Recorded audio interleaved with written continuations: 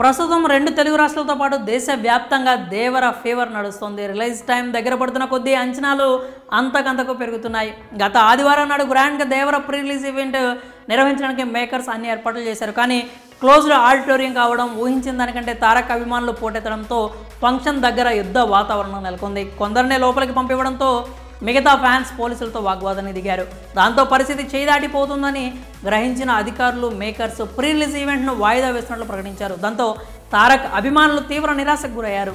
ఇదిలా ఉంటే దేవర ఎఫెక్ట్తో పుష్పరాజ్ ముందే జాగ్రత్త పడుతున్నట్లు తెలుస్తోంది. మరి దేవరను చూసి ఏ విషయంలో పుష్పరాజ్ జాగ్రత్త పడుతున్నాడు? Man of masses junior NTR September 27న బాక్సాఫీస్ను షేక్ చేయడానికి రెడీ అవుతున్నాడు. కొరటాల శివ దర్శకత్వంలో రాబోతున్న ఈ మూవీ కోసం తారక్ ఫ్యాన్స్తో పాటు మూవీ లవర్స్ ఎంతో ఆతురతగా ఎదురుచూస్తున్నారు. భారీ అంచనాల నడుమ రాబోతున్న దేవర రిలీజ్కు ముందే రికార్డుల మీద రికార్డులు బద్దలు కొడుతూ దూసుకెళ్తోంది. ఏపీ, తెలంగాణలో పలు చోట్ల బుకింగ్స్ ప్రారంభమయ్యాయి.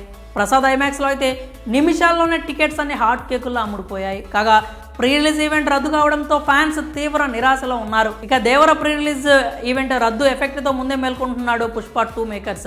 తమ సినిమా విషయంలో ఇలా జరగకూడదని పుష్ప 2 మేకర్స్ ముందే ప్లాన్ చేస్తున్నారు. ఎలాంటి సెక్యూరిటీ సమస్యలు తలెత్తకుండా ఇప్పటి నుంచే బన్నీ అండ్ కో జాగ్రత్త పడుతున్నారు. ఫ్యాన్స్ను నిరాశపరచకుండా ఈ విషయాన్ని నిర్మాత రవిశంకర్ చెప్పుకొచ్చాడు.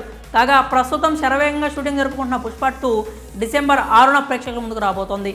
ఇక దేవర ప్రీ రిలీజ్ ఈవెంట్ రద్దు విషయానికి వస్తే తొలుత ఈ ఈవెంట్ను ఓపెన్ ఏరియాలో నిర్వహించడానికి ప్రణాళికలు వేశారు. కానీ ప్రభుత్వం నుంచి అనుమతులు రాకపోవడంతో నోవాటెల్కి షిఫ్ట్ చేశారు. కానీ తారక్ ఫ్యాన్స్ రెండు తెలుగు రాష్ట్రాల నుంచి ఊహించని విధంగా పోటెత్తడంతో ప్రీ రిలీజ్ ఈవెంట్ కాస్త రద్దయింది. ఇక ఇది చూసిన పుష్ప 2 మేకర్స్ జాగ్రత్త పడుతున్నారు. మరి దేవర పరిస్థితిని చూసి ముందే మేల్కొన్న పుష్పరాజ్ పై మీరేమనుకుంటున్నారు? మీ అభిప్రాయాన్ని కామెంట్స్ రూపంలో తెలియజేయండి.